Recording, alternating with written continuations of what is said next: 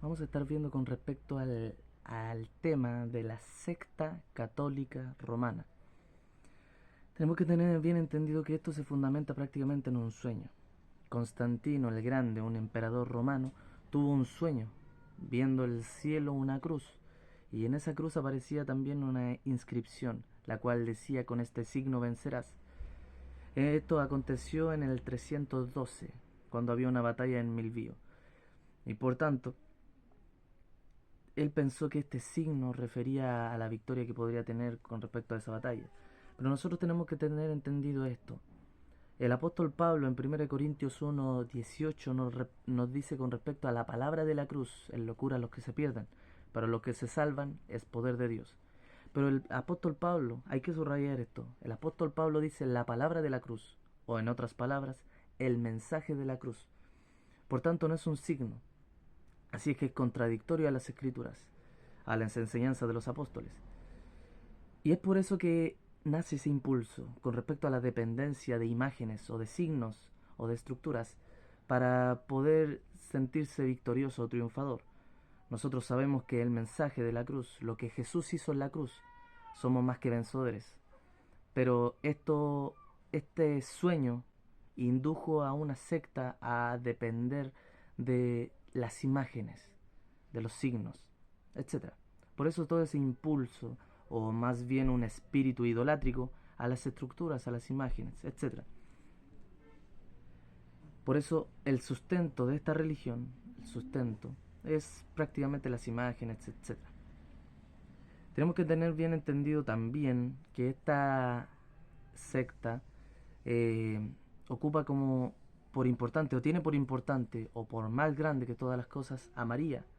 Pero no una María judía como conocemos mediante las escrituras, mediante los evangelios, sino una María prácticamente divina. La divinizan, haciéndola fuera de pecado, haciéndola siempre virgen, etcétera, siempre inmaculada, etcétera. Usan unos vocabularios medio rebuscados. Pero tenemos que tener entendido, por ejemplo, que el Señor Jesús habló con respecto a María. En Marcos 3, 31 al 35 podemos darnos cuenta que María pecó. Un hombre se acercó a Jesús diciéndole: tu madre y tus hermanos están afuera y quieren hablarte. Y Jesús dice: ¿quién es mi madre? ¿Quiénes son mis hermanos?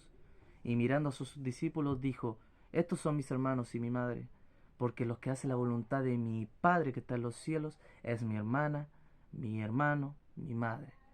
Por tanto, Jesucristo, nuestro Señor, estaba prácticamente dando testimonio de que María estaba pecando por no creer en aquel que Dios había enviado, o sea, Jesús mismo.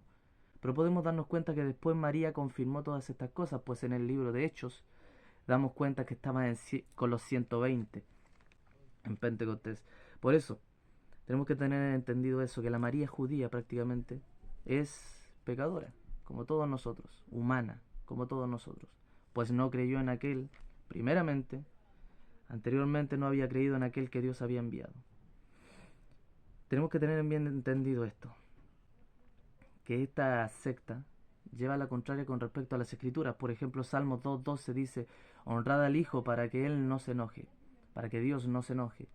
Por tanto, tenemos que tener entendido, si alguien honra, por ejemplo, como honran a María por sobre Jesús, tenemos que tener entendido que no tiene parte con Dios entonces, porque solamente hay que honrar al Hijo, como se honra al Padre. También Juan 5:23 nos dice: para que todos honren al Hijo como honra al Padre. El que no honra al Hijo, no honra al Padre que le envió. Pero si nosotros honramos, sea disque santos, o disque María bíblica, disque, no estamos dándole la honra al Hijo como debería. Jesucristo es el único santo que merece reverencia y adoración. Por eso, quien honra a otra persona, o a alguna imagen o cosa, no tiene parte con Dios y no está haciendo la voluntad de Dios. Está en contra de las escrituras y la voluntad de Dios. Y para finalizar, Deuteronomio 32:21 nos revela esto: que Dios provocaría celos al pueblo de Israel con un pueblo que no es pueblo. Por tanto, nosotros podemos ver las cosas materiales que tenga y las estructuras que tenga. Pero conozcamos que la iglesia es un pueblo que no es pueblo. No es una denominación, no son estructuras, no son nada de eso. La iglesia es espiritual. Y es específicamente los que creen en Cristo Jesús. o sea, en otras palabras, también mencionado por los predicadores, son aquellos que son lavados con la sangre del Cordero. Esos son la verdadera iglesia, una iglesia espiritual, según las Escrituras.